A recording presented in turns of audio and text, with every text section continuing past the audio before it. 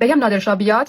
نادرشاه کی بود؟ طبق گفته بعضی از آریایی نماها با گرفتن یه پنجه تو دستشون، یه خودکار تو این دستشون و یه عینک به چشماشون و چند تا کتاب جلوی روشون، نادر یه شخصیت خیلی وحشتناک بود که افغان‌ها ازش میترسیدن و نادر همه افغان رو قتل عام کرد و اونها رو از ایران بیرون کرد. در زمان سلطنت صفویان اکثر مردم ایران مسلمان شیعه بودند و در این منطقه از افغانستان کنونی دو تا قبیله زندگی می‌کردند به اسم قلجی و ابدالی که مذهب سنی داشتند. سلطان حسین صفوی از اتحاد این دو تا قبیله ترس داشت. برای همین یه فرمانده رو برای اونا گذاشت که این تفرقه رو همیشه زندگی نگه داره. زمانی که ظلم و ستم و تجاوز و قتل گرگین خان علیه سنی‌های منطقه به حد اکثر رسیده بود، شخصی به اسم میرویس هوتک میاد و شورش میکنه علیه ظلم و ستم فرمانده صفوی. سلطان حسین متوجه این موضوع میشه و به قندهار حمله میکنه، اما با شکست مواجه میشه. از طرف دیگه سلطان حسین در جنگ با عثمانی‌ها، روسی‌ها و مغولان هندی شکست میخوره. بعد از مدتی میرویس هوتک فوت میکنه و پسرش محمود افغان جانشین پدرش میشه. محمود افغان به اصفهان لشکرکشی میکنه و در اونجا تاج و تخت رو از سلطان حسین صفوی میگیره و رسما سلطنت صفوی به پایان میرسه. اما این سقوط توسط همکاری فرماندهان ایرانی و مردم منطقه صورت میگیره.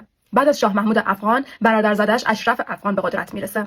در حین زمان پسر سلطان حسین صفوی ادعای تاج و تخت پدرش کرد و در قزوین شورش به پا کرد و افغان‌های اونجا رو به قتل رسوند. اشرف افغان علیه طهماسب صفوی اعلام جنگ کرد. اشرف افغان بعد از شکست طهماسب صفوی دوباره شهرهای قزوین، قم، تهران و ساور رو به تصرف قلمرو و ایران درآورد. بار دیگه طهماسب صفوی سعی کرد با اشرف افغان وارد جنگ بشه، ولی این بار با فرماندهی به اسم نادرقلی اشرف افغان رو شکست میده و دوباره اصفهان رو به تصرف حکومت صفویان در میاره. در حین حال نادرقلی به سمت قندهار لشکرکشی میکنه و در اونجا با شخصیتی به اسم احمد شاه ابدالی آشنا میشه و اون رو فرمانده خودش میکنه. با شکست اشرف افغان، حکومت هوتکیان به پایان میرسه. زمانی که نادرشاه میخواست به سمت هندوستان لشکرکشی کنه، افغان‌ها با جغرافی این منطقه آشنایی داشتند. به همین دلیل اکثر فرماندهان نادرشاه افشار در لشکرکشی به سمت هند افغان‌ها بودند.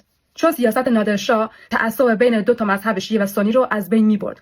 آخوندهای شیعه دربار فرزندش رو علیه پدرش ترغیب می‌کردند. از همین رو نادرشاه از شیعیان خوشش نمیومد. نادرشاه در اواخر سلطنتش دچار بی‌اعتمادی، مشکلات روانی از طرف اقوام خودش یعنی ایرانی‌ها شده بود. در یک لشکرکشی به سمت خراسان، نادرشاه یک نامه به فرمانده احمد شاه ابدالی می‌نویسه و ازش می‌خواد که همه مخالفانش رو سرکوب کنه. فرماندهان ایرانی متوجه قضیه میشن و مدر رو به قتل میرسونن. نادرشاه در بدترین شرایطش هم فقط به یک نفر اعتماد داشت، احمد شاه ابدالی. و مورد آخر که میگن نادرشاه افغان‌ها رو از ایران بیرون کرد. افغان‌ها داخل ایران بودن و قندهار جزو ایران اون زمان بود. مرگ نادرشاه برای پشتون‌های قندهار ناراحت کننده بود و در کتاب‌های مثل تاریخ معاصر افغانستان از نادرشاه به عنوان یک شخصیت قهرمان یاد میشه و نه یک سرکوبگر افغان‌ها. حالا بگو ببینم بعد از نادرشاه بترسم؟